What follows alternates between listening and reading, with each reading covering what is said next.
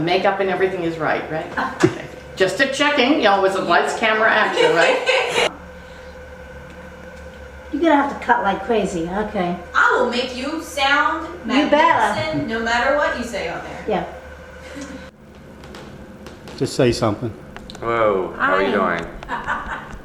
Matt over here.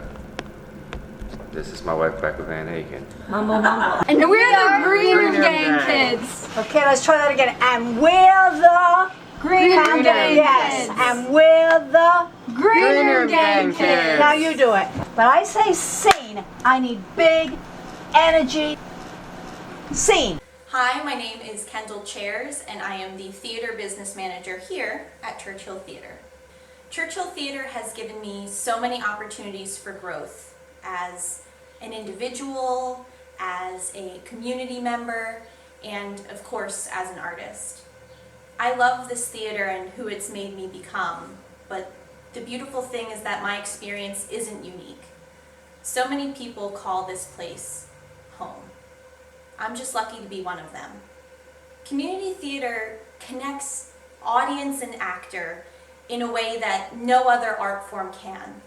Where else can you see your pastor as a police officer or your college professor as an army sergeant? These are real people up on stage, and during the COVID-19 pandemic, we threw them to the world with 5 radio productions, 2 of which were world premieres.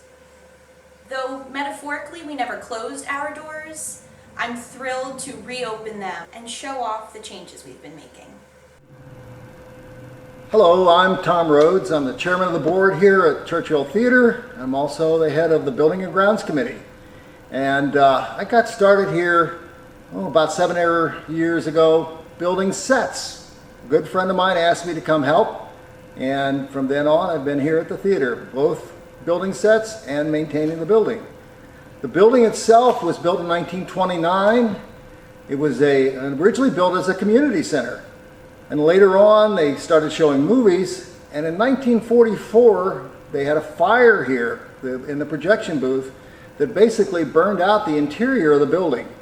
And Paramount designed a brand new look for the interior of the building, which we have now, which is an Art Deco motif for the whole building. We're going to be covering those walls with an Art Deco fabric. The entire walls will be fabric covered. We're going to redo the wainscoting. We've already done the floors. We're going to get new curtains on the stage, including ones that block off the entire stage. We'll probably get it finished in the next couple of months, and we'll be able to open. Churchill Theater to me means the opportunity to be creative, to be able to explore, to collaborate with others, to share a vision, and to engage our minds, hearts, souls, and spirits as we endeavor to bring a musical or a play to life. We here in the theater accept the ultimate challenge to do live theater, to take the words of a playwright, librettist, lyricist, and the music of a composer off the written page and transform it into the reality of life on stage. Theater sustains us in our time of distress or need, and theater satisfies us in our time of contentment and fulfillment. From the fairyland tale of Camelot to the reality of South Pacific, from the Dickensian streets of the musical Oliver to the Times Square of Guys and Dolls, from the Highlands of Scotland in Brigadoon to the shtetl of Anatevka in The Fiddler on the Roof, from farmers and cowboys in Oklahoma to the wonderful cartoon characters in You're a Good Man, Charlie Brown. We're blessed to be in a production of You're a Good Man, Charlie Brown together, where I was Charlie Brown and she was Lucy. the football holding Lucy. No, there was no football. I know. But I gave a lot of advice. Yeah. There's one moment at the end of the show, and I hope you get a picture of it, but where Lucy touches Charlie Brown's shoulder, and it just was, I could never get through the scene because the look on his She choked face. up every night. And Every literally- night she choked up and said the words. You're a good man, Charlie Brown. It just got to her every single night. and she would choke up at the very end and break out I of could character. never say the line right ever. So we met on this stage in 2006. And it wasn't until 2007 when we did Hello Dolly that we were paired opposite each other. And I would say that our first impression of each other wasn't so great. Anyway, so we kind of became friends through mutual friends eventually. And in 2013 when we did Oklahoma, right after that we kind of started dating. Yeah. Started out as the idea of getting married into theater, but I almost was afraid to bring it up. I just sent a letter to the board saying, hey, I have this idea. We met in the theater. You didn't send the letter, I sent the letter. Well, it got to the board somehow. Someone sent it. Anyway, we sent a letter to the board and the board accepted us. Yeah. And so we got married on this very stage. But it was a lovely day and it was a whole theater theme. We had a show bill, we had a poster, we did cast pictures and... The songs from the musicals that we had done together over the years were combined together to be our first dance. That's what Churchill Theater means to us. It's family. It's family, it's home in a way, and it's a little gem tucked into a little side street in a place you'd never really know it existed until you happen to step right into it. But yes, a special place with special people. My name is Mike Whitehill, and I've been with Churchill Theater since 1999, and I got here by a complete accident.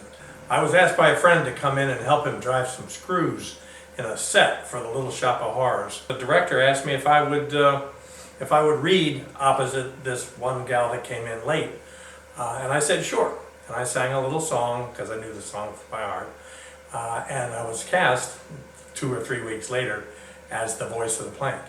I had no purpose being on stage. I'm an engineer and a land surveyor, a man of science generally, and never did anything, had a thought to become involved in community theater.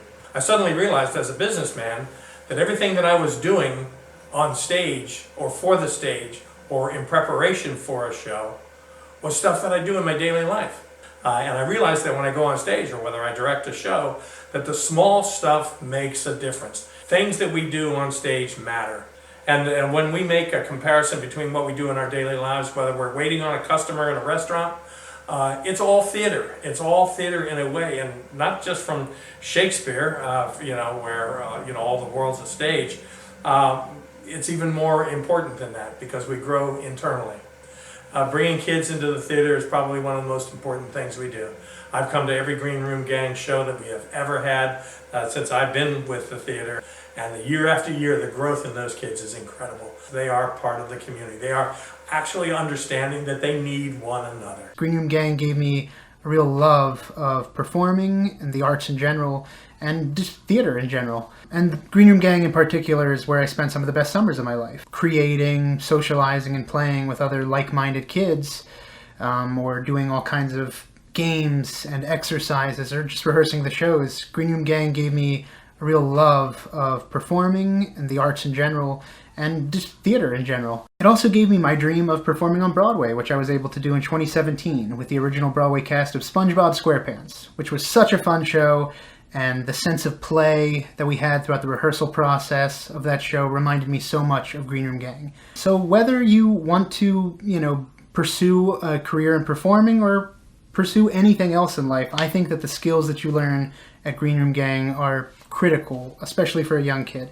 I'm Riley Sutherland, and I've been doing Green Room Gang for about 11 years. I started when I was 6, and I just love it because I feel like I can fit in, which isn't what I felt often.